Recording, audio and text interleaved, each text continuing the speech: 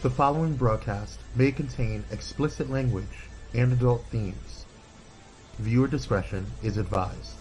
The opinions expressed in this broadcast are those of the hosts, talent, and guests, and do not reflect the opinions, views, and standards of Pyro Media Enterprises, affiliates, subsidiaries, or its members.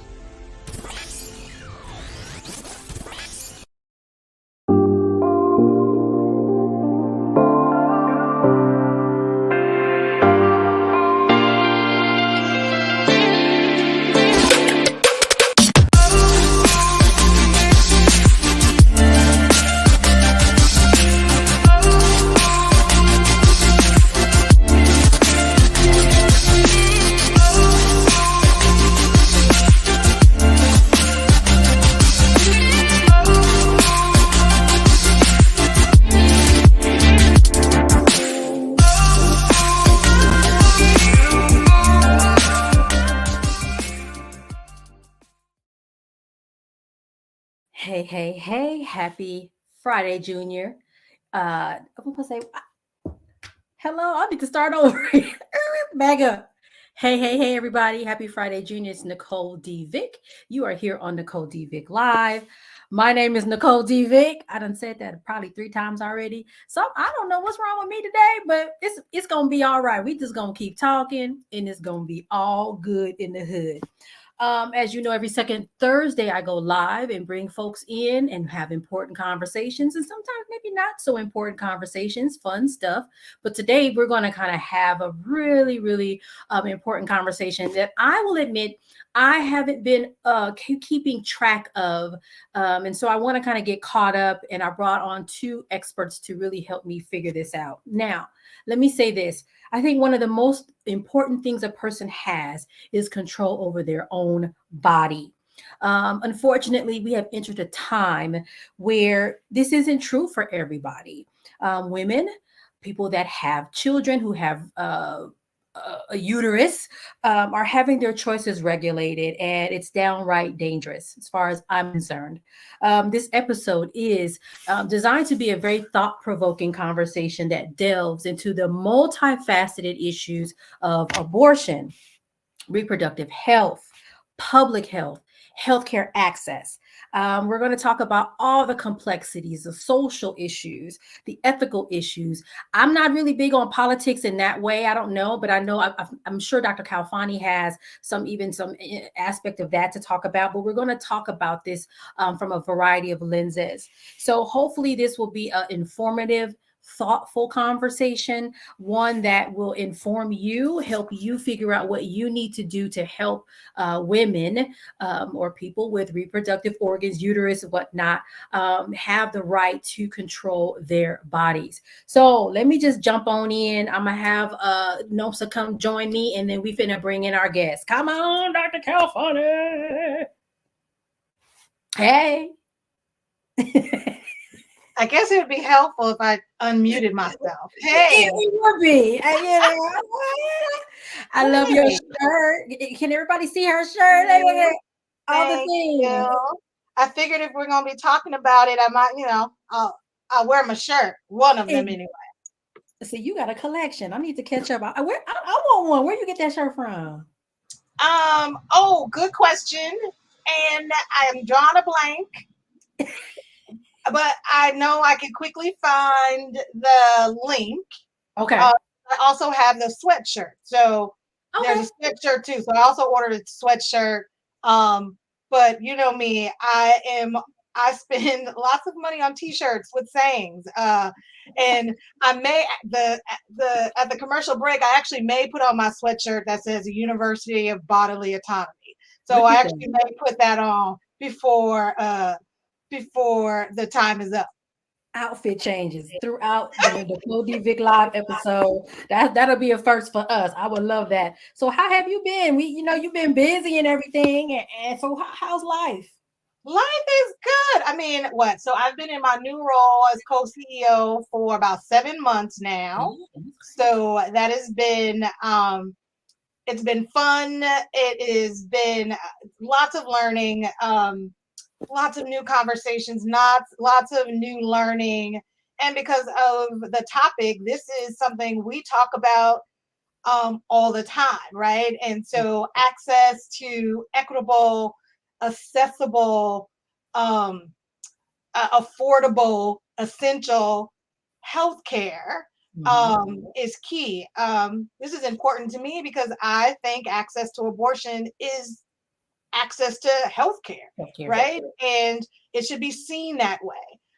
Folks shouldn't be shamed. Folks shouldn't be criminalized for accessing a service that has a huge impact on their lives, right? Decisions they make, how they want their families to be, right? And so it is an essential health service in my point of view, and not being able to make a choice about having children or not to have children really sets up lots of different things. And so we have to think about the intersections of that, because you have to think about the economic impacts that relates to that, educational dynamics that may be a part of that, where you live, what your trajectory is in your career. All of those things come into play, and taking away or limiting or restricting access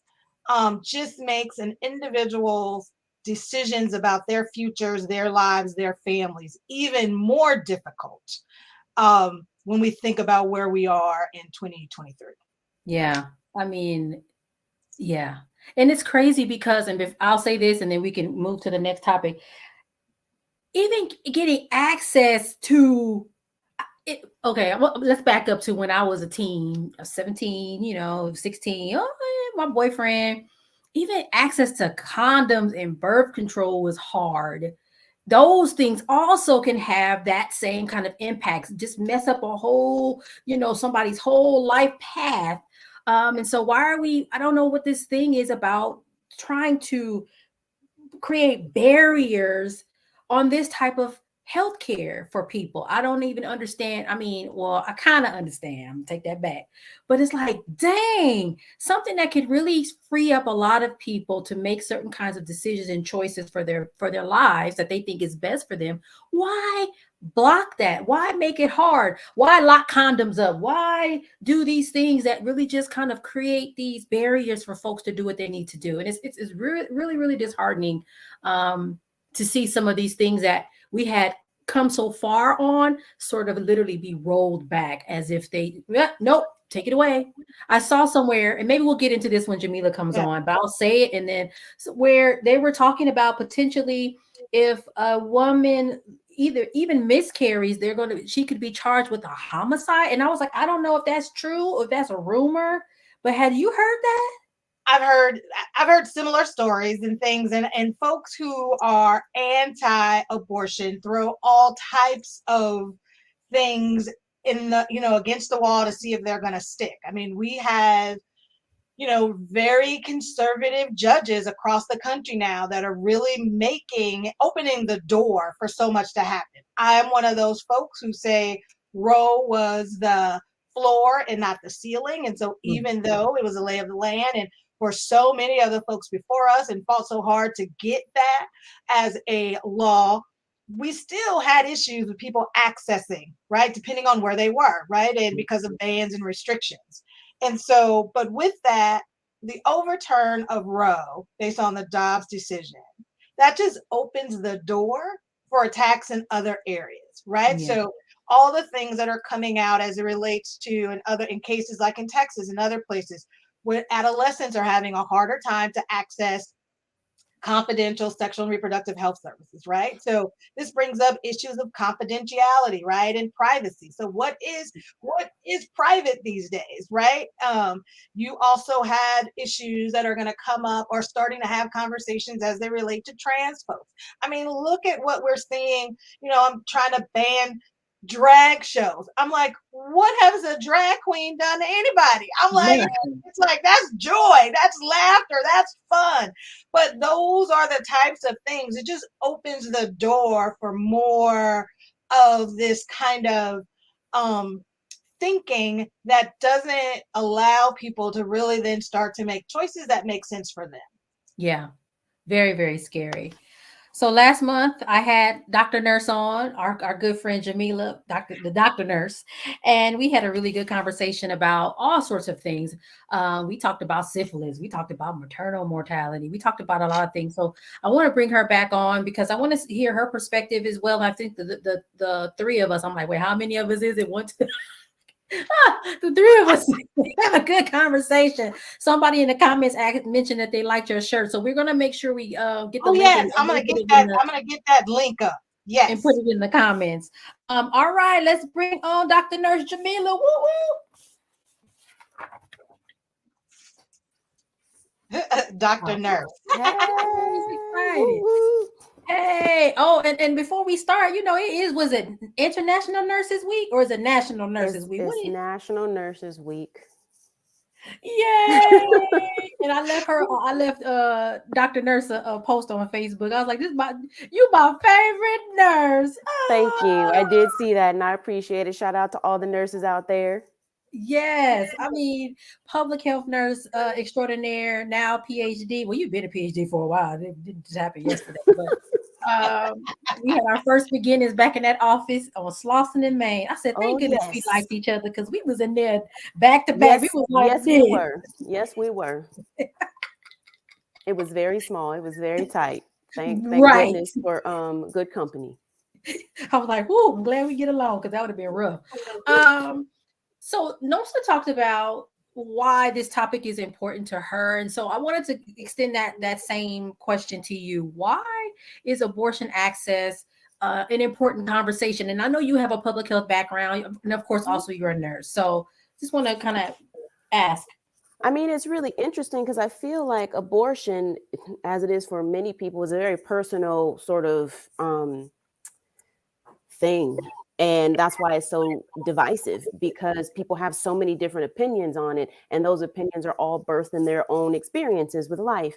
And for me, even though I appreciate life, you know, I think that abortion for me is my right as a woman to be able to do. And when you take that away, feels like you take away any power you ever thought that I could, you know, ever have. And I think it felt like a bit of a slap in the face when I saw, you know, these states taking away that power. Not because I'm the one that's like, yeah, pro-life, you know, I wish that everybody could have the baby that they wanted and desired and had the, you know, the infrastructure and the family and the money in order to do that. Unfortunately, people just don't, which in and of itself is a different sort of topic. But I think the fact that a woman has the ability to choose is something that we fought so hard for, because it feels like women, even today, just aren't really even thought of. And I have my own like opinions about that. When I was pregnant, I felt like people could care less. You know, I had to walk my little self up to these places 8 months pregnant. And I felt like they just weren't giving me, you know, in other countries, I feel like they really value their pregnant women. That whole maternal population, their children, you know, they have laws, they have rules, they have policies that really support and protect them. You know, fathers can be off work for 18 months. Moms can be off work for however many months. And I feel like here it's like, yeah, you have your baby and then come back to work. We're going to give you about 6 weeks off. And it just feels like that to me is such a, I don't know. It just feels like they don't think that you're special. They don't think highly enough of you, or you are worthy or valuable enough to really consider you as a pregnant woman. So I feel like you taking away my right to have an abortion feels like another sort of notch in that same belt. You know, like, yeah, we don't really care about y'all. And that's why I think it's important to me. Yeah, I hear you on that one for sure. So I will admit, like, I remember when the whole Roe v. Wade thing sort of rolled back. And I think after that, I sort of lost touch or track of the landscape of what's happening, first of all, we live in California. We still have access. We still have access if it's needed. And I also admit, I feel like for me personally, it's not an issue for me. The shop is closed for me, right? So I'm like, well, it doesn't affect me, right? But it's like that's actually not the attitude to have. But I know I'm not the only one that probably feels that way. Oh, I live in California, and also the shop is closed, so we're good. But I think it's really important that we understand the landscape of what's happening for two reasons. First and foremost, I was talking to somebody and I said, people like us, Black people, especially Black women, we cannot afford to be apolitical. We can't be, oh, well, that's over there. We need to know what's happening, because just like stuff can get overturned somewhere else, it could be us next. So, right, we can't really just afford to just be sort of ambivalent about what's happening. And yeah, so I just want to ask, and I don't know, Nomsa, if you have you probably know more than any of us. What's the current landscape? What are we looking at? What's happening? What should we be knowing about what's going on regarding abortion access? So I would start off by saying, yes, access is available in California. And California has really committed to being a safe haven state, a state where not only we are working to make sure Californians have access, because there are areas where access is also difficult. And so being able to get it, whether it's through telehealth or other mechanisms for care. So California, it's a good thing we are in California. I was just pulling up because I had shared, and I follow Guttmacher Institute that does a lot of reproductive health research. And so I follow them. And about 2 weeks ago, they posted a link for some of their interactive information that's highlighting abortion policies in effect as of April 25th, 2023. So currently there are a total of 13 states banning abortion across the US. So you have that, so which means you could be in a state where there's restrictions and bans, and some of it could be timing. So you now have folks having to explore their options to leave their state to go somewhere else. There's questions about legal issues related to that, right? So whether a provider in another state could have some legal issues for providing abortion, and or that individual could potentially also have things brought against them for seeking that care. So for us as an organization, my organization, Essential Access Health, we are exploring and trying to figure out ways to not only support abortion access in California, but also how can we partner across the country? California has committed millions of dollars to really support expanding access. And that is to provide, giving money to providers to provide care, expand access to care, and to support those seeking care. LA County was given $20 million to also support access and to expand abortion access, and for providers to be able to actually expand their care, since some of them are really balancing Californians coming through their doors and folks coming from outside of California to receive care. Oh, okay. All right. So it sounds like there's been some commitment in California to ensure access and to be a safe haven for, but then there's the question of, am I going to jail as the provider for doing a thing seems to be, or the person facing repercussions. That's a little scary. It is. And let me just add this thing. So in addition to the Roe decision and restrictions and bans, you also then have a tax on access to medication abortion, right? So folks who then will take medication, and it's easy, easier access, earlier timing. So then there's also the cases that are related to restricting or making it harder to even access medication abortion. Okay. So and because I'm not a clinician, I won't talk about the two pills that are used. Jamila can chime in for those, because I'm not a clinician. I try No. not to talk about Mess those. with the medication. Do you know? Yeah, there's Jamila? lots I of don't different know. ways. There's different ways. So I mean, it really just depends, because they can go in and do a DNC, Right.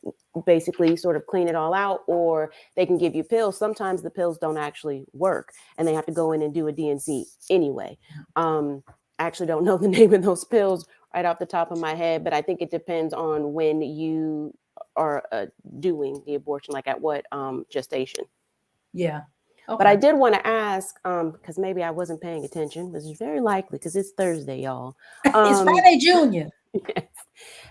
These people who are coming over to California from other states where it is banned, there are laws or restrictions placed on them? Are they going to go home and have or face possible legal action? It sounds like some states are trying to push for that, right, Nomsa? There are some states that are exploring ways to criminalize someone that has left the state to go get abortion. And in some ways, some of the things that have been mentioned is like having, a neighbor, someone that knows you or could turn you in for that. So, I mean, so there's things, and we say that those things exist, but I also just want to say that there are still ways and there are networks and processes that will work with folks to get them what they need and how they need to get it, right? Yeah. So you have abortion funds across the country that folks can reach out to, and those are really good resources to help people navigate what's available and what can be done. Because I think there's a lot of things that people will think that they can't have access to something, and in many places abortion is still available for folks, and for folks that are in states that have restrictions and bans, it's important that they understand what is available and the resources to get them to what they need. Miffy is one of the medications for medication abortion. So you have Miffy and Mr. Pristol. I probably pronounced that second one incorrectly because I always do, but those are the two medications that have been used for years and are safe and are used for other things, but can be used for medication abortion. There are cases going on now trying to say that Miffy is not safe. So all the science and research indicates that it is safe, and it has been used for over 2 decades, over 20 something years. And so right now, those are cases that we're still waiting for final decisions, but that is one direction folks are going in to, again, just make it harder. You can still have an abortion with just one of the medications, but it's better to be able to use both. Well, okay. So next question I have is, Jamila and I are the public health people. We worked in public health for some time, and of course, Nomsa, your work is public health too. But anyway, I want to try to talk through this because even for me, understanding all that I understand, I have started to see the language that abortion is a public health issue, and I'm like, yes, but in my mind, I'm like, I'm trying to talk through that. And like, wait, make it make sense for myself. And so I know even that we had, prior to us coming on air, we were trying to like, okay, wait, what is that? What do you mean? And how do we, what? So I don't know, Jamila, let's start the talk it through, and then Nomsa jump in. Well, I was, when I hear that, in general, I understand why they think it's, why they say it's a public health issue, but I think the specifics of it are a little harder to grasp just because we are in California. So it almost feels like it doesn't affect us. But, when I was reviewing this, and I'm thinking of abortion, I'm looking at it from a lens of California, right?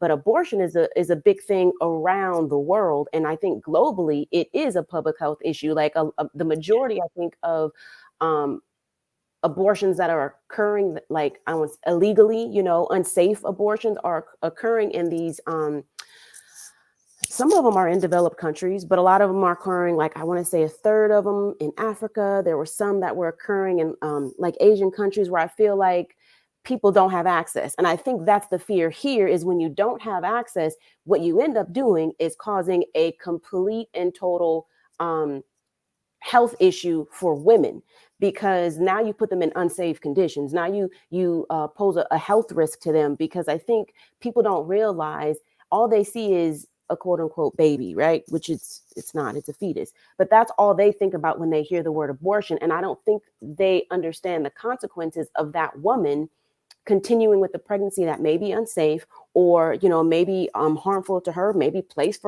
her in a situation that's going to be dangerous from her. I think a lot of people don't even realize that women are most vulnerable to physical abuse when they are pregnant.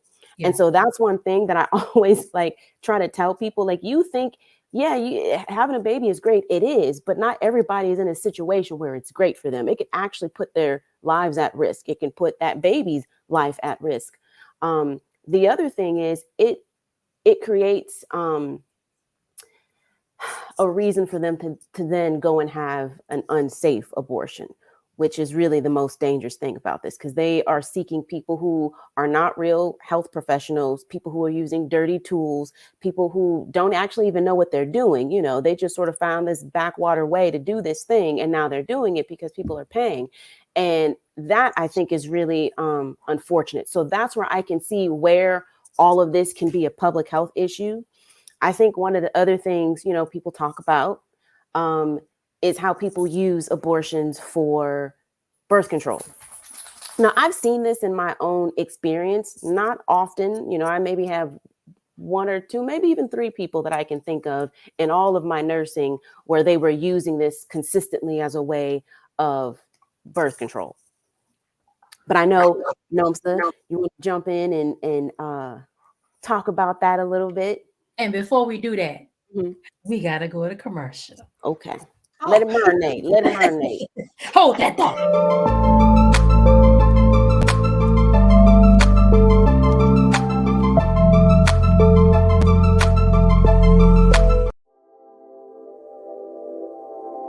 This episode is sponsored in part by Bullet and Flight Radio. Get ready to uplift your spirit with Bullet and Flight Radio, the world's leading progressive Christian radio station. Experience the vibrant fusion of gospel house music and a rich medley of inspiration from all musical genres that'll make your heart soar. Join their extraordinary lineup of today's trailblazers, visionaries, and voices that matter, all sharing their stories and wisdom. Stay plugged in around the clock as they broadcast unmissable content 24/7. Your go-to station for all things inspiring. Become a pilot today by visiting bulletandflightradio.com. Bullet and Flight Radio. Your story, our station.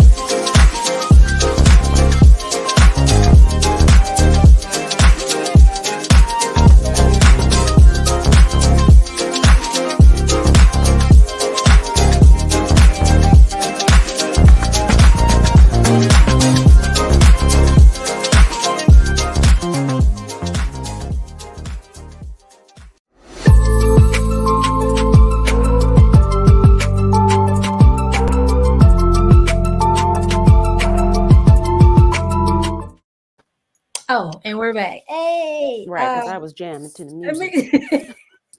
So we were talking about the intersection between abortion and public health. And Jamila talked about, for me, it sounds like population, right? Because public health, first of all, just in case people that are watching are like, what are you talking about? Public health is about prevention of disease, promotion of health in populations, right? So in one instance, abortion is very much personal health care, right? One-to-one. A physician is, could be that way. but we're talking about a population, and in this case, it would be women. You talked about inequities, you talked about access to care, and those sorts of things. So, Nomsa, I don't know if there's anything else you wanted to add in regards to that. So I want to do two things. I've been taking notes earlier because it's like there's certain things I wanted to just make sure I said. And you opened up this conversation earlier about autonomy, right? And a person's individual autonomy to make choices. And I think what's central to autonomy is someone's right to safely choose, right, whether they want to carry a pregnancy with them, right? And when we think about like where we are globally, and I am not a global expert, but globally, restrictions to abortion have been lessened over the years, right? And I'd say, probably starting in the early 90s and up to now, that their countries have started to reduce some of their restrictions, and deaths come more, or the percentages are higher when abortions are illegal. And that goes to a lot of what Jamila was saying, because folks are trying to find that like underground railroad to abortion and may end up in the wrong hands. So that is when abortions become more unsafe, is when they are illegal. A smaller percentage when they are legal. And so when you think about that, and you start to realize globally, outside of the United States, countries are expanding access, right? And reducing or opening up areas for folks to be able to have an abortion, whether it is to preserve the life of the mother, rape, incest. If there are other issues that could be going on, meaning some, is it appropriate, Jamila? What is it? When there's a risk to the anomalies, a lot of things that happen. Mm-hmm. So being risk able for the to mom or the baby, both of them. The baby, yes.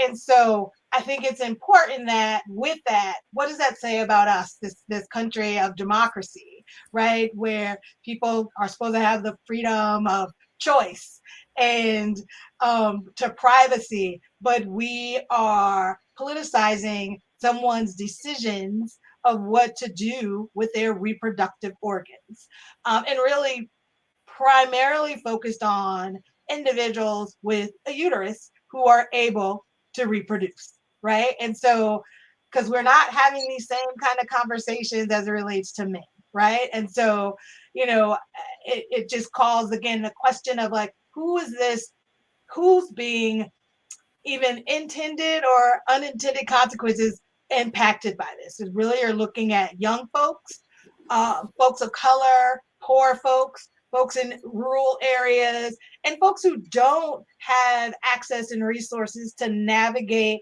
healthcare, because we do not make accessing healthcare easy, for those who have insurance, and for those who don't have it or have limited access, it's even harder for them to access care. And so, I know you talked about it's personal, it's one-to-one. It is personal, but sometimes it's not one-to-one. It is that woman with that husband or partner or other family members. It could be a family, whether they're married or not, that still have children. And if they are struggling to make ends meet with the 2 kids they already have, as a couple, as a family, as a mom, may decide this is not going to help us get out of this slump, or this what we're trying to get out of by bringing in this additional baby. That doesn't mean that they're not good people, they're not good parents. They're thinking about the current situation that's in front of them. And if you are living from paycheck to paycheck, doing the best you can with what you have for the kids you have, I feel like it is a very courageous statement for you and that family to decide to not make it even harder for you by bringing in another child. And so, and I don't think I have the right as an individual to tell somebody what's right for them. Yes. I agree with I that. don't want you in my house. I don't want you in my house. Yeah, and I see these signs at these my waist down. rallies talking about we'll adopt your kid, and I'm like, but you haven't No, you adopted won't. any yet. So what are you talking about? Unless you standing out there with 13 adopted kids, what are you really saying? Because even when you were just talking about that, so I was thinking just in general of like when you find out you are pregnant and then you find out that the baby has a genetic condition that's going to, may cause some challenges for you and for that baby as they're growing up. And so what do you do with that? Do you have the right to decide what's right for somebody else? Because just because let's say, God forbid, I get pregnant and something's wrong with that child or something like that. But then, more babies. I mean, I'm just saying, what if you have to make that decision? Right. Like your child has whatever, and yes, all children are wonderful and beautiful. But what if you're just not in the situation to deal with that? What if you are in a situation where maybe you're separated or about to get divorced or something?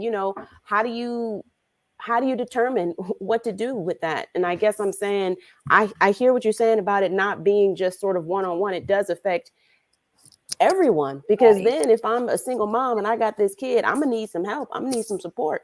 And I think that's where the issue is. There's no support after people have these things. And that's the crazy part too. It's like, but then the rest of the stuff doesn't come with it. Like, okay, right. well, I need food stamps. I need childcare. And childcare needs to be reduced. No, she talked about daycare is expensive. I forgot who. The paid time off and the parental leave. That was me.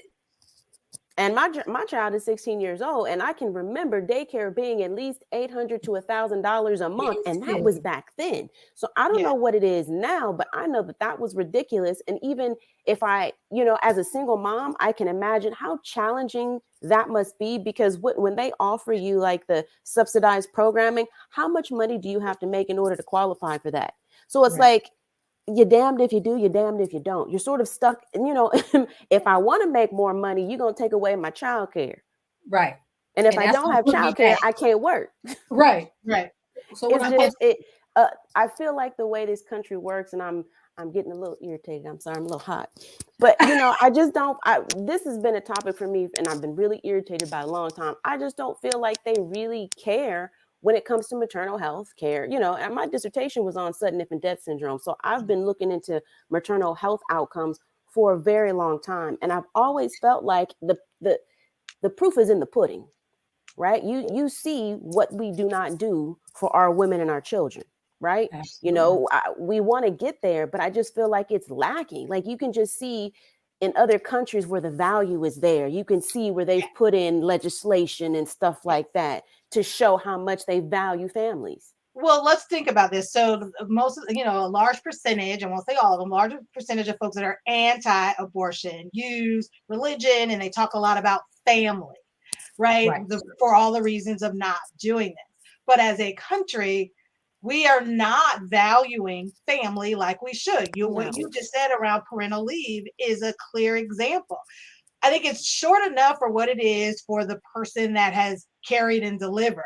I mean, think about all the talk about when we tried to get husbands or partners or spouses to be able to take parental leave, for a man to take time off. That was just like, oh, a man is not supposed to be at home taking home with his kids. He's supposed to be, at work.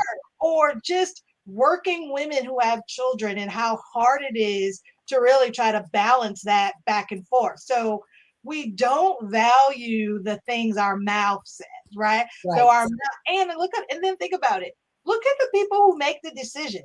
Right. The people who are making the decisions are not, the majority of them are not folks that have the organs, the systems to carry children, but they're making decisions about those who carry children, right? So they're disconnected. If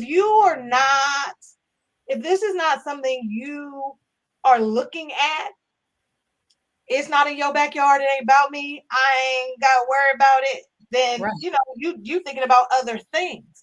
And abortions are going to happen. Right. Or not. They're going to happen. It would make more sense to make sure folks have a choice, an option to safe abortion. Absolutely. And then if I have time, Nicole, I just want to go back to the conversation about, people using abortion as birth control. I am not going to say that nobody does that. Right. I'm not going to say that. But I will say, go back to, it is very personal. I feel like when somebody gets to a place where they are thinking about or have to decide to not continue a pregnancy when they find out they are pregnant, there's the emotions, the questions, there's a lot that goes into that. So I say, and I think there's a small number of folks that may be using it that way. But I think we also have to understand, well, why do they use it? What are the things that create that for someone, right? That could be they just don't understand what's available, what's there. It's, they don't have a regular place of care. And so it's like, well, I know if this happens, I can do this. Or it's like, what kind of lifestyle are they living, right? And, the choices that some people have to make to live.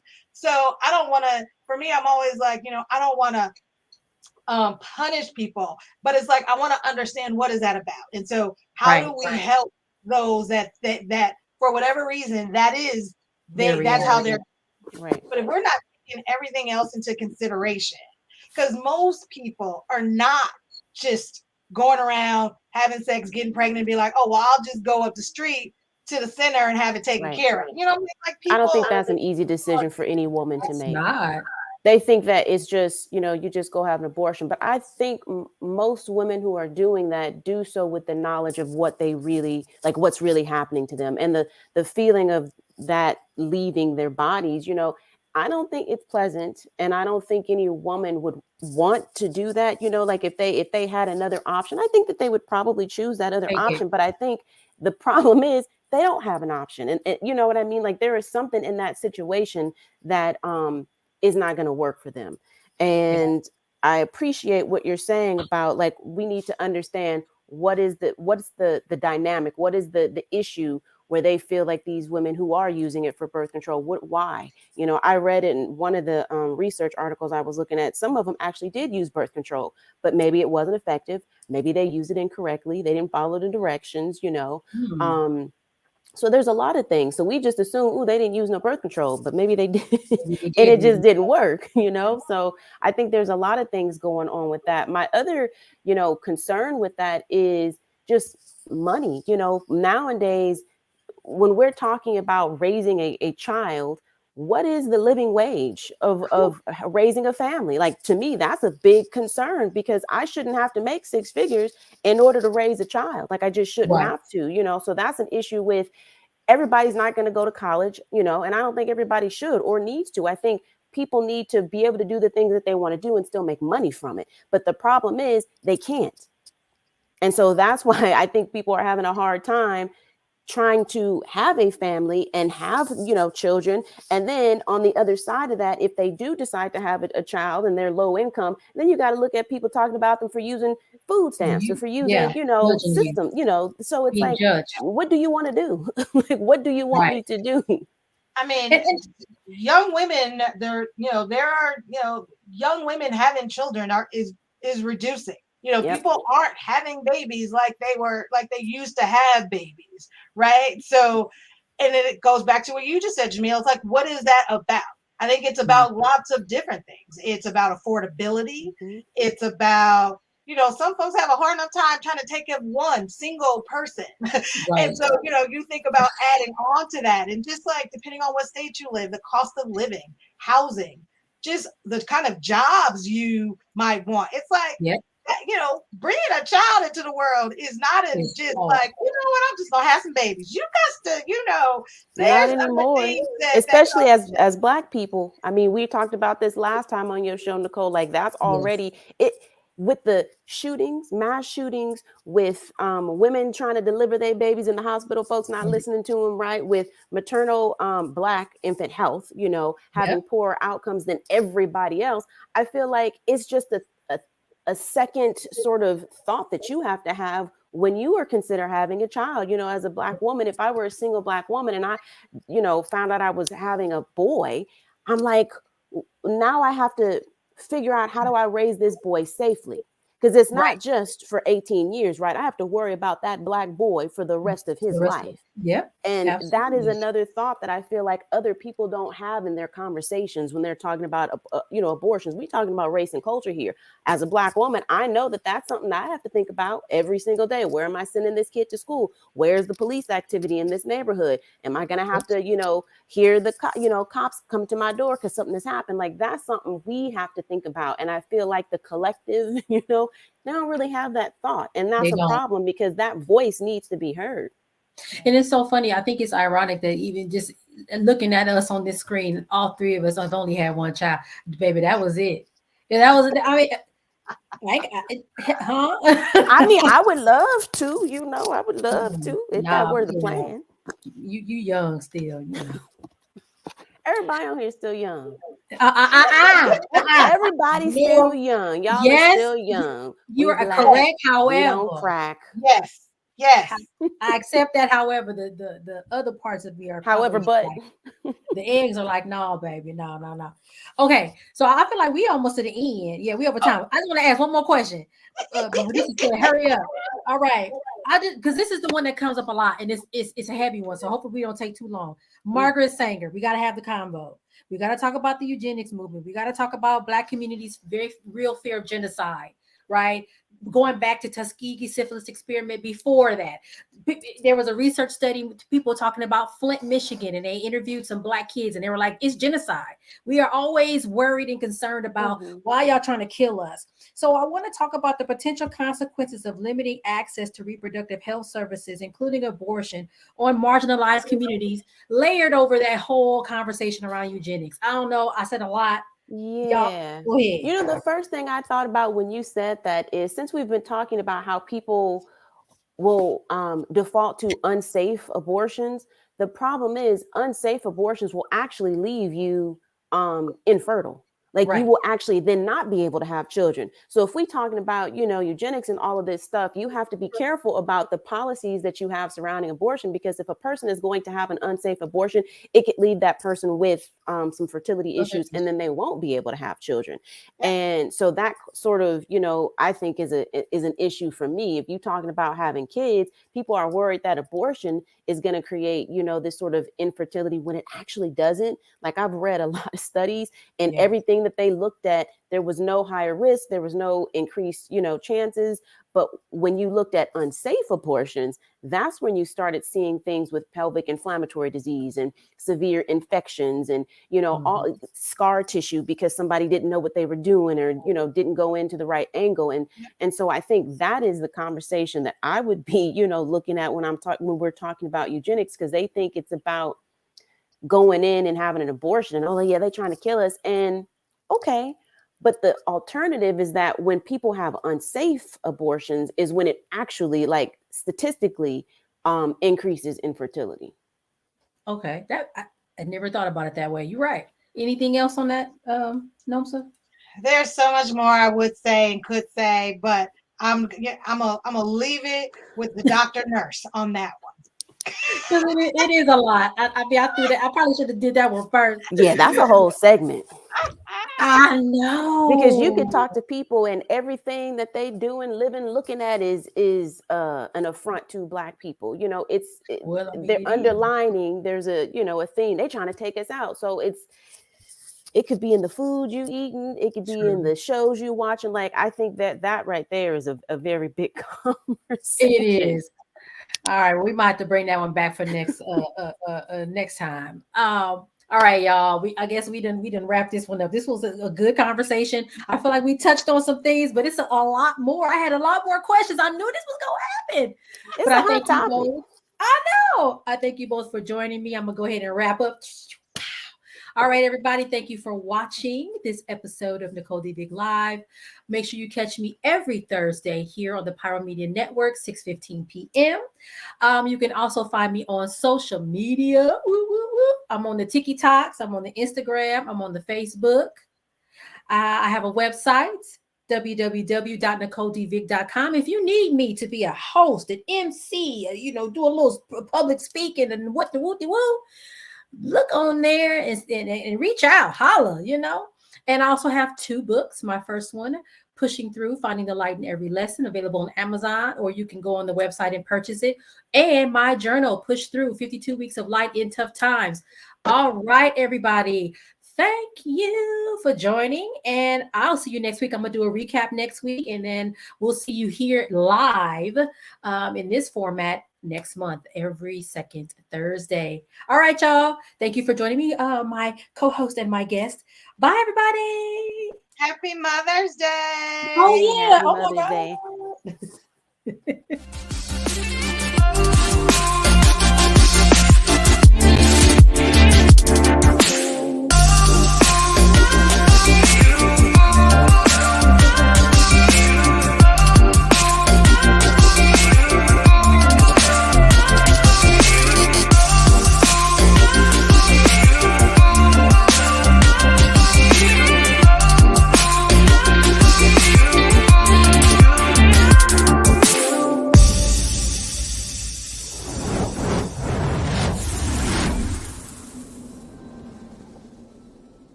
If you enjoyed this content, be sure to hit the like button and subscribe to Pyro Media Network's YouTube channel for more awesome content. Plus, don't forget to hit the notification bell so you never miss when we go live or upload new videos. Visit pyromedianetwork.com today, not just to check out our incredible roster of talented creatives, but also to gain access to exclusive bonus material available only to our Pyro fam. Show your support for this Black-owned indie network by donating today. Help us keep igniting brands everywhere.